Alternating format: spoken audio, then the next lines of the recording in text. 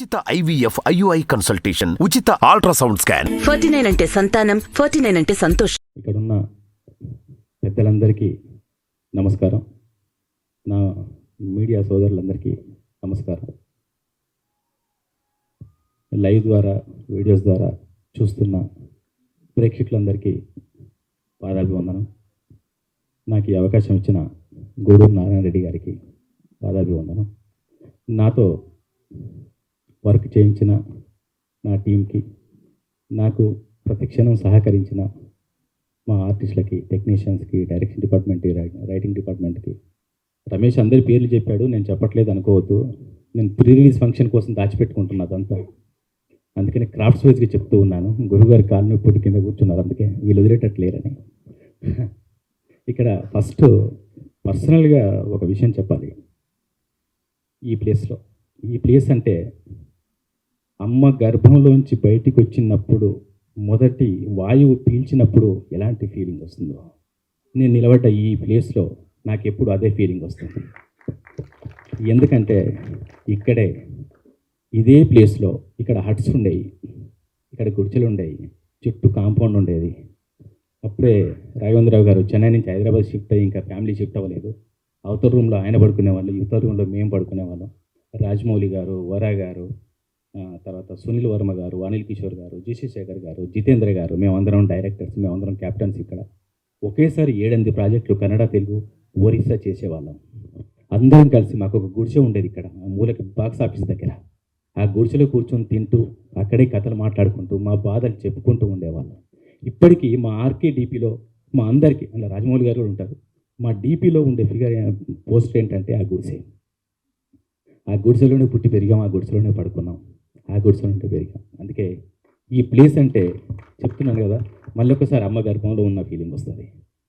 తర్వాత ఇంకొకటి ఏంటంటే, నేను ఇండస్ట్రీకి జర్నలిస్ట్గా, ఖైరతాబాద్ నియోజకవర్గానికి నేను జర్నలిస్ట్గా పనిచేస్తున్నప్పుడు రాఘవేంద్రరావు గారు అంటే పిచ్చి నాకు. ఆయన్ని చూడడం కోసం హనుమాన్ టెంపుల్ ముందు నిల్చుండేవాడిని, అటు దేవుడికి మొక్కుతుండేవాడిని, ఇటు చూస్తుండేవాడిని. ఆయన కనిపిస్తే చాలా, ఏ కార్లో నుంచి వస్తున్నారో తెలియదని. నిజానికి అప్పటికి హైదరాబాద్కి షిఫ్ట్ అవ్వలేని ఆయన వచ్చేవాళ్ళు కాదు. ఏ కారు వచ్చినా ఆయన అనుకుంటున్నాను. ఆ తర్వాత 1 ఇయర్లో డైరెక్టర్ గారి దగ్గరికి వచ్చిన తర్వాత, ఆయన దగ్గరికి వచ్చిన ఓన్లీ థర్డ్ మంత్లో నన్ను గుర్తించారు. ఓన్లీ 3 మంత్స్లో నన్ను టీవీ మీడియాకి డైరెక్టర్ని చేశారు, మనోయజ్ఞం అనే సీరియల్కి. అదే టైంలో నేను మనోయజ్ఞం, రాజమౌళి గారు శాంతినివాసం, అయితే మా వర గారు రాఘవేంద్ర లీలలు, అందరం కలిసి చేసేవాళ్ళం ఒకేసారి. అవన్నీ చూస్తూ ఉంటే అంటే అప్పట్లో, అంటే ఈ పదం వాడకూడదు కానీ, ఒక తెలంగాణ పిల్లాడు, ఎవడ్రైడు నల్లోడు అద్దాలు పెట్టుకొని తెలంగాణోడు అన్న పరిస్థితుల్లో, తెలంగాణ ఆంధ్ర కాదు, టాలెంట్ ఉంటే చాలని గుర్తించాడు నా గురువు గారు రాఘవేంద్రరావు గారు. నన్ను మీ అందరికీ ఆ రోజే పరిచయం చేసిన తర్వాత, ఒక బండరాయిని, నల్లటి బండరాయిని 20 సంవత్సరాలు ఆయన శిల్పంగా చెక్కి ఫిలిం ఇండస్ట్రీలో, టీవీ ఇండస్ట్రీలో, ఎలక్ట్రానిక్ మీడియాలో, అడ్వర్టైజ్మెంట్ రంగంలో నన్ను ఒక శిల్పంగా నిల్చోబెట్టారు రాఘవేంద్రరావు గారు. రాఘవేంద్రరావు గారు లేకపోతే నాకు జీవితం లేదు. మా నాన్న నన్ను కనిపించాడు, రాఘవేంద్రరావు గారు నాకు జీవితాన్ని ఇచ్చారు. రాఘవేంద్రరావు గారు, నేను ఒక అమ్మాయిని ప్రేమించానంటే, ఆ ఇంట్లో ఆ అమ్మాయి వాళ్ళు ఒప్పుకుంటలేరంటే, వాళ్ళ ఇల్లు ఎక్కడో సందులో ఉంటే నడుచుకుంటూ వచ్చి మా ఆర్కే మీడియా చిన్న గారు, రాఘవేంద్రరావు గారు వచ్చి, పెళ్లి చేస్తారా చేయరా మా అబ్బాయి అంటే, ఇంకేం చేస్తారు, మూసుకుంటారు. అక్కడే కూర్చోబెట్టి ఇమీడియట్గా పీటల మీద అక్కడే కూర్చోబెట్టి ఎంగేజ్మెంట్ చేశారు మాది. ఇమీడియట్గా పెళ్ళి అవుతుంది, ఫ్లాట్ కావాలి అంటే, మూసాపేటలో ఫ్లాట్ చూశాను అనగానే ఇమీడియట్గా అడ్వాన్స్ ఇచ్చారని ఒక చెక్ ఇచ్చేసారు. మ్యారేజ్కి ఎంత ఖర్చు అవుతుంది అనగానే ఒక చెక్ ఇచ్చేశారు. ఒక హైదరాబాద్కి, బ్రదర్స్ మీరు నమ్మండి, హైదరాబాద్కి పొట్ట చేత పట్టుకొని ఒక ఎయిమ్తో వచ్చిన వాడు ఓన్లీ ఒకే నెలలో సాయంత్రం కారు కొనుక్కొని, ఒక ఫ్లాట్ కొనుక్కొని, ఒక అమ్మాయిని పెళ్లి చేసుకొని, ఇష్టమైన అమ్మాయిని పెళ్లి చేసుకొని, ఆ తర్వాత ఒక డైరెక్టర్గా చలామణి అవ్వడం మామూలు విషయం కాదు. ఇవన్నీ రాఘవేంద్రరావు గారు వాళ్ళకి. తర్వాత నా పెద్ద బిడ్డ పుట్టినప్పుడు ఊయల్లో వేసి పేరు పెట్టడానికి వచ్చారు. నా చిన్న బిడ్డ పుట్టినప్పుడు ఊయల్లో వేసి పేరు పెట్టడానికి వచ్చాడు. నేను ఇంకొంచెం బాగుపడి ఇంకొక పెద్ద ఇల్లు కట్టుకుంటే మళ్ళీ గృహప్రవేశానికి వచ్చాడు. నా ఇంట్లో సత్యనారాయణ వ్రతం జరిగినా, పూజ జరిగినా, ఏమీ జరిగినా నా తండ్రి నా తోడే ఉంటాడు. ఈరోజు కూడా ఇక్కడికి వచ్చి, మీకు తెలుసు రాఘవేంద్రరావు గారి క్యారెక్టర్, రాఘవేంద్రరావు గారు కాంట్రవర్సీకి ఆమడ దూరంలో ఉంటారు. ఆలోచిస్తున్నారు, నేను రావాలరా కానీ ఎలా రావాలి, నేను రావాలరా ఎలా రావాలి, నేను వస్తే దుమారం ఎత్తేస్తారు, నేను వస్తే ఏదో అంటారు, నేను వస్తే అదే అంటారు, కానీ నేను రావాలి, నాకు మీ ప్రొడ్యూసర్ నచ్చాడు, నీకోసం రావాలి, నా బాధ్యత. ఆలోచించారు, మదనపడ్డారు. మీకు తెలియదు ఎన్నిసార్లు ఆయన రూమ్లో కూర్చొని మాట్లాడుకున్నాము, ఎలా రా ఒక పని చేద్దామా, ల్యాప్టాప్ తీసుకొని మన ఆఫీస్లో ప్లే చేసి నా పేరు వేద్దాం, అక్కడ ఎట్లా నా పేరు వస్తుంది, అక్కడికి నేను వస్తాను లేదు. ఆఖరికి నిన్న మన లక్ష్మీ భూపాలన్న వీళ్ళందరూ స్క్రిప్ట్లో కూర్చొని ఉన్నారు, ఆయన కలిసి పరిస్థితి కూడా లేదు. కిందికి వెళ్ళి నేను వచ్చానని చెప్పండి అని చెప్పగానే వాళ్ళని పక్కకు పెట్టేసి పిలిచి చెప్పు ఇంకేంటి మన బాధేనా అన్నారు. అవును సార్ అన్న. ఎక్కడ ప్రోగ్రామ్ అంటే మన థియేటర్స్లోనే. ఓకే, నేను పైన ఉంటాయి కదా, కిందికి వస్తా, ఒక 10 నిమిషాల్లోనే ఉంటా, నాకు వెంకయ్య గారితో అపాయింట్మెంట్ ఉంది, ఒక గంట జరుపుకుంటా, ఆ 10 నిమిషాల్లో మాట్లాడి వెళ్ళిపోతా అంటే ఏం మాట్లాడలేనేమో అన్నారు. అంటే ఒకటే చెప్పాను, మా శిష్యుణ్ణి ఆశీర్వదించడానికి వచ్చాను, ఒక కొత్త ప్రొడ్యూసర్ని, ఒక గట్స్ ఉన్న ప్రొడ్యూసర్ని ఇండస్ట్రీకి ఆహ్వానించడానికి వచ్చాను చెప్పండి చాలు అన్న. ఎందుకురా మాట్లాడదాం, మనం మంచి కోసం మాట్లాడినప్పుడు ఎవరేమంటే ఏంటి అని అక్కడే నాకు ఇప్పుడు ఈ స్పీచ్ అక్కడే చెప్పారు నాకు ఇది మాట్లాడబోతున్నా అని. సో అలా ఒక చిన్న పిల్లాడిగా మారే మా పెద్ద మనిషి ఇక్కడికి వచ్చి ఆశీర్వదించాడు. ఇలా ఈ శిల్పం కోసం ఆశీర్వదించకొచ్చాడు. ఈ శిల్పానికి ప్రాణం పోసిన గూడూరు నారాయణ రెడ్డి గారిని, ఈ శిల్పాన్ని విగ్రహంగా మార్చి ఉత్సవ విగ్రహంగా ఈరోజు ఊరేగిస్తున్న గూడూరు నారాయణ రెడ్డి గారిని కూడా మా పెద్దనని కూడా ఆశీర్వదించడానికి ఆహ్వానించడానికి నా గాడ్ ఫాదర్ రావడం నా అదృష్టం. నన్ను నా విగ్రహానికి ప్రాణం పోసిన గూడూరు నారాయణ రెడ్డి గారికి నా గుండెల్లో రాఘవేంద్రరావు గారి ప్లేస్ తర్వాత గూడూరు నారాయణ రెడ్డి గారి ప్లేస్ కూడా ఆటోమేటిక్గా ఉంటుంది, అందులో డౌటే లేదు. ఎందుకంటే మా రక్తంలోనే ఉంది పూర్వీకుల్ని గుర్తుంచుకోవడం, మా రక్తంలోనే ఉంది చరిత్రని గుర్తుంచుకోవడం, మా రక్తంలోనే ఉంది మూలాల్ని గుర్తుంచుకోవడం, మా రక్తంలో ఉంది అస్తిత్వాన్ని గుర్తుంచుకోవడం, మా రక్తంలోనే ఉంది అసలు నువ్వెవరు ఎక్కడి నుంచి వచ్చావని గుర్తుంచుకోవడం. అందుకే గుర్తుంచుకున్నాం కాబట్టే రజాకార్ బయటకు వచ్చాను. రజాకార్ సినిమా వస్తున్నప్పుడు కొన్ని మెసేజ్లు వస్తాయి, నిన్న మొన్న కొన్ని మెసేజ్లు వచ్చినాయి, బెదిరింపు కాల్స్ వస్తాయి, తర్వాత కింద వీడియోస్లో అనుగారు అన్నట్టు వీడియోస్లో కింద కామెంట్స్ వస్తాయి, ఎవరిని ఉద్ధరిద్దామని మీరు రజాకార్ చేస్తున్నారు అని కూడా అంటాడు. నీకెందుకురా నొప్పి, నీకేంటి నొప్పి? గురుగారు ఆది పురుషు, మీరు మహాన్ భావుడు శ్రీరామచంద్రుడి చరిత్రను రామాయణాన్ని వినిపించినా కూడా మూర్ఖులు సీతాదేవిని అడవికి పంపించాడు, చాటు నుంచి వాలిని కాల్చేశాడు, ఇలాంటి వెంట్రుకలు పీకే, ఇలాంటి నొప్పి ఫీల్ అయ్యే వాళ్ళకు ఇందులో ఉన్న మా నొప్పి తెలియాలని, అలాంటి నొప్పి జరగకుండా మీరు జాగ్రత్త పడాలని, ఇకనైనా బుద్ధి తెచ్చుకోవాలని మీ ముందుకు తీసుకొస్తున్నాం. ఈ తీసుకురావడానికి రీజన్ ఇదే. మా చరిత్రే కాదు, మీ నొప్పి కూడా తెలియాలి. నొప్పి ఇప్పుడు వస్తుంది, మా నొప్పి ఏమైంది, మా పూర్వీకుల నొప్పి ఏమైంది, మా పెద్దల నొప్పి ఏమైంది, మా రక్త చరిత్ర ఏమైంది, మా రక్తం మరిగిన రోజు ఏమైంది, అవన్నీ గుర్తుకు రావాలి కదా. ఈ గడ్డ మీద పుట్టాము, ఈ గడ్డ మీద పెరిగాము, ఈ గడ్డ మీద తిన్నాము, కానీ ఈ గడ్డ కోసం పోరాటం చేసిన వాళ్ళని మర్చిపోదామా? తిన్నాళ్ళ కడుపులో తన్నేద్దామా?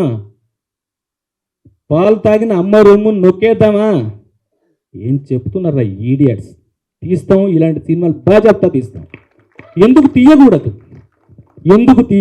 నా చరిత్రను నేను చెప్పుకోలేకపోతే, నాకు స్వాతంత్రం వచ్చింది సెప్టెంబర్ 17th అని డమ్కి వాయించుకుంటూ చెప్పాల్సిన కర్మ ఈరోజు ఎందుకు వచ్చింది? ఎందుకు చరిత్ర అణిగిపోయింది? ఎందుకు చరిత్ర తొక్కబడింది? మీరు తొక్కేశారు కాబట్టి తొక్కిన చోటే ఉద్యమం పిలుస్తుంది, ముందుకొస్తుంది. తొక్కిన చోటే పోరాటం మొదలవుతుంది. తుఫాన్ రాగానే గడ్డిపోచ నిలబడుతుంది. మేము గడ్డిపోచలం గడ్డపారాలతో పూడ్చి మరీ పోరాటం చేశాం. ఆ పోరాటాన్ని చూపించడమే రజాకార్. మా గురువుగారు చెప్పినట్టు హైదరాబాద్కి మాత్రమే శాశ్వతం కాదు, భారతదేశానికి మాత్రమే శాశ్వతం కాదు, ప్రపంచ దేశాల్లో అణచివేతకు గురైన, అవమానానికి గురైన ఏ పేదవాడైనా, హిందువైనా ముస్లిం అయినా, పేదవాడే.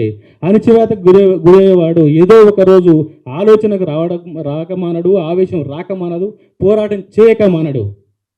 అదే జరిగింది, అదే చెప్తూ ఉన్నాం. ఇక్కడ ఒకటే చెప్తున్నాను, మీకు ఒక మతం గురించి మాట్లాడితే మతంలో ఉన్న ధనికుడే గొప్పగా ఎందుకు కనిపిస్తున్నాడు? ఒక పేదాడు ఎందుకు కనిపించట్లేడు? ఆ రోజు పల్లెటూరులో ఉన్న అమీనమ్మ కూడా రేప్ చేయబడింది. అప్పుడేం పీకారు? వాళ్ళు మీ మతం కాదా? అంటే మీరు కూడా మతంలో ఉంటే పేదోళ్ళని పట్టించుకోరా?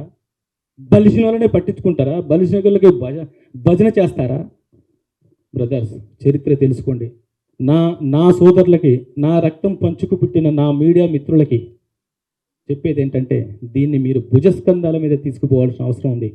నేను ఇప్పుడే చెప్తున్నా, సురేష్ అన్న, సుధాకర్ అన్న, వంశీవయ్య, మీరందరికీ లైట్లో నాకు కొందరు అందరికీ అనిపిస్తలేరు. నా సినిమాకి రేటింగ్ ఇవ్వద్దు. చరిత్రని రేటింగ్తో కొల్చకండి. ఇది చరిత్ర. నా సినిమాకి దయచేసి మీకు పాదాభివందనం చేస్తున్నాను. నాకు రేటింగ్ ఇవ్వద్దు. నా నెక్స్ట్ సినిమాకి 0 రేటింగ్ ఇవ్వండి, నేను ఒప్పుకుంటా. ఇది చరిత్ర. నేను తక్కువ రేటింగ్ వస్తుందని భయపడట్లే, బట్ రేటింగ్తో ఒక చెరలో పెట్టొద్దని అంటున్నాను. చరిత్ర భయ్, చరిత్రను భుజాల్లో పెట్టుకోండి. అనసూయ గారు చెప్పినట్టు మేము ప్రాణాలకు తెగించాం, ఆయన ఆస్తులు వదులుకున్నారు.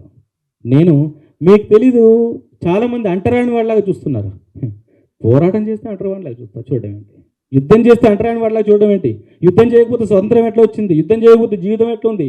యుద్ధం చేయకపోతే అస్తిత్వం ఎట్లా ఉంది? యుద్ధం చేయకపోతే మనం ఇంత ప్రశాంతంగా ఎలా బతుకుతున్నాం? ఈరోజు యుద్ధం చేస్తున్నాం కాబట్టి ప్రపంచ దేశాలు గుర్తించే పరిస్థితి వస్తుంది. రజాకార్ అంటే ఎలాంటి నీచుడో, ఎలాంటి అన్యాయం జరిగిందో అది తెలియజేయడానికే మీ ముందుకు వస్తున్నాం తప్ప ఎవరినో ఉద్దేశించింది కాదు. నాకు ఈ రామాయణ మహాభారతాల గురించి మా మేడం తన పేరు చెప్పొద్దన్నారు. మార్నింగ్ ఫోన్ చేసి మరి గుర్తు చేశారు. ఇలా చెప్పండి, మీరు రామాయణం చూసినప్పుడు మంచిని గుర్తించండి. మీరు ఎక్కడో ఫీల్ అయ్యి దాన్ని మీరు చెడుగా తీసుకున్నారు. చెడు కాదు, మీరు చెడుగా ఫీల్ అయ్యి రామాయణమే విషవృక్షం అని, ఇంకోటని మీ మూర్ఖత్వాన్ని మా మీద రుద్దకండి. ఇది మా పురాణం, మహాభారతం, రామాయణం, భాగవతం, ఇవన్నీ. అట్లానే మా చరిత్ర కూడా, మా భగవద్గీత కూడా, మా తెలంగాణ సాయుధ పోరాటం కానీ, తర్వాత ఆర్య సమాజ్ పోరాటం కానీ, గ్రంథాలయ పోరాటం కానీ, ఆంధ్ర మహాసభ కానీ, తర్వాత కవులు కళాకారుల పోరాటం కానీ, వీళ్ళందరూ కూడా ఎవరి కోసం పనిచేశారు? ఇక్కడ ఈరోజు మనం ప్రశాంతంగా ఉంటున్నామంటే దానికి రీజన్ వాళ్ళ పోరాటం. అలాంటి పోరాట యోధులు, ముఖ్యంగా అనసూయ గారు చెప్పారు, ఆవిడ కళ్ళల్లో నీళ్ళు తిరిగినాయి. ఇంద్రజ గారి క్యారెక్టరు, ప్రేమ గారి క్యారెక్టరు, ఆవిడ ఏంటంటే ఆవిడ నా మీద కోపంగా ఉంది, నన్ను అక్కడ పిలవచ్చు కదా అని. అమ్మా, వాళ్ళు ఆయుధంతో ఫైట్ చేశారు, మీరు మీ పాటతో ఫైట్ చేశారు, మీరు మీ మాటతో ఫైట్ చేశారు. అందుకనే మా దృష్టిలో మీరు కూడా మా ప్రథమ వీరనారియే, అందులో డౌటే లేదు. సో ఇలాంటి అవకాశం ఇచ్చిన గూడూరు నారాయణ రెడ్డి గారికి, నా కోసం పనిచేసిన, మన సినిమా కోసం పనిచేసిన టెక్నీషియన్స్కి, ఆర్టిస్టులకి, నేను ఎప్పుడు ఇంటికి వెళ్ళినా మన్నించిన నా ఫ్యామిలీకి మంచిగా పట్టించుకొని, తర్వాత అందరు టెక్నీషియన్స్ అందరి పేరున నేను అక్కడ చెప్తా. ప్రీ రిలీజ్ ఈవెంట్లో ఈరోజు పేరు చెప్పట్లేదని ఎవ్వరు ఫీల్ అవ్వద్దు దయచేసి. అందరి పేర్లు అక్కడ చెప్తాను. మీ అందరూ సహకరించినందుకు మీ అందరికీ ధన్యవాదాలు చెప్తూ ఈ సినిమాని మరింత ముందుకు తీసుకెళ్ళి చరిత్రలో నిలబెడతారని ఆశిస్తూ కోరుకుంటున్నాను. Thank you so much.